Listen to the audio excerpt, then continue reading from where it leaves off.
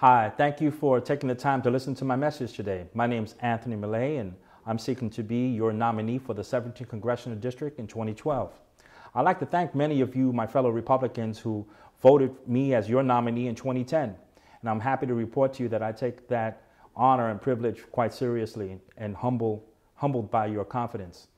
I'm happy to report to you that during that time, we were able to bring to the Republican line about 25,000 votes, which helped other Republicans gain office. We also caused a lot of fear and trepidation in our Democrat opponent because he spent $1.2 million of his treasury trying to oppose us. Also, we were able to carry the Republican message from one end of the district to the other, and we helped create a lot of converts, and we know that we brought a lot of cross voters to our camp. So it was very important what we did in 2010, and the work yet continues. Since then, I write a weekly column in the local newspaper. I've spoken on campuses around the district. I've interviewed through many news agencies on both the English and Spanish channels, carrying our Republican message. And I continue to carry that message now. And so if anyone asks you today, what is Anthony Mele's, the Republican, conservative, constitutionalist platform? It is the Constitution of the United States. This is our platform. We need congressional leadership. Now, many are going to bring to our attention that as you know, that the lines of the 17th Congressional District have been changed yet again. And when they change these lines, it is strictly drawn for incumbent protection. It is drawn and meant that way to protect the incumbent from being taken from office.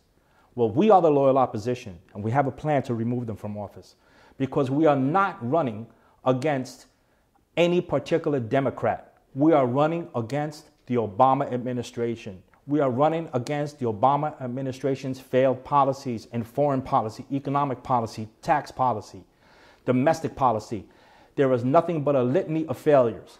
And we are running against Congress people who have been in office for over a quarter of a century. That's enough. So we have all of these factors coming to our aid. But now what we need is leadership. You know, General Patton said that on leadership, that sheep are herded, cattle are driven, people are led. Lead me, follow me, or get out of my way. And this is the course that I choose. We need to be led, we need to follow, and those who will try to obstruct us, move them out of the way. Because we have no time for the politics of slander. We are inoculated from them. So be prepared, my friends, because the politics of slander, as we saw during the Republican primaries, were alive and well. And we need to put a shell of protection around us from that. Take that out of your mind. Don't let it distract you. It is meant to distract us. We need Republican leadership. Leadership is what is going to win this election for us. We have to lead. We have to create followers. We have to move obstructions out of our way. The true measure of a leader is not by how many followers they have, but by how many more leaders they make. And Republicans need to make more leaders. And that is exactly the work that is before you and I. And we're going to do that now. Now, when the Republican convention comes about, nominations will be made, and I'm going to be seeking the nomination. I hope that you find it within yourselves to nominate me as your candidate. I'll work very hard. Now, I'm sure there will be plenty of other qualified candidates of which I am all proud. However, none of the candidates who will be nominated or seek the nomination can say that they have the experience that I have because I've run against these Congress people before. They don't have the debate skills that I have or the debate experience that I have because I've debated them before.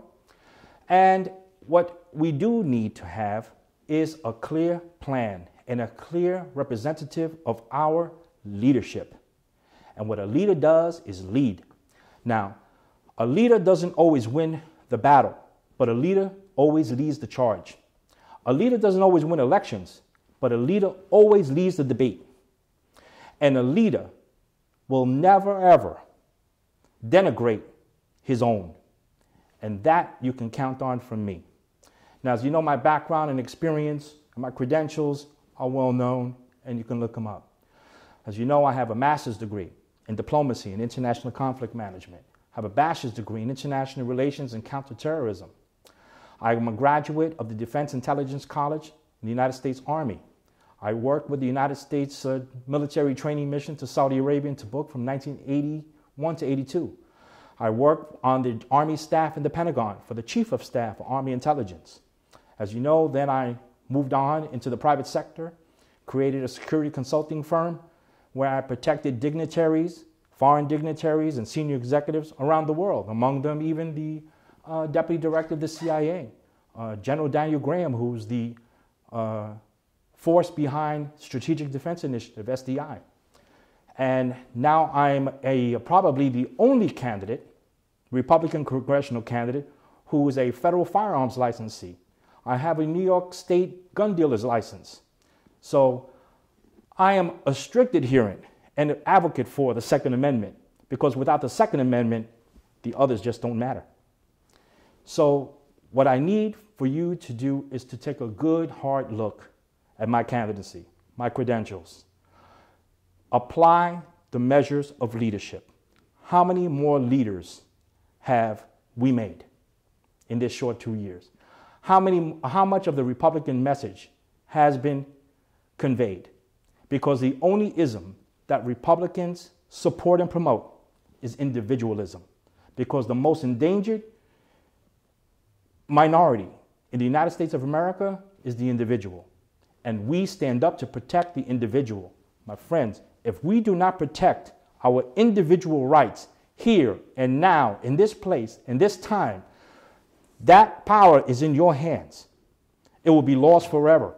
Reagan said that freedom is not passed along in the bloodstream. It must be preserved and protected for the next generation. Now, when I was in the Army, I took my oath of service to protect the Constitution over the tomb of the unknown soldiers. And I believe then, as I believe now, that that oath did not come with an expiration date.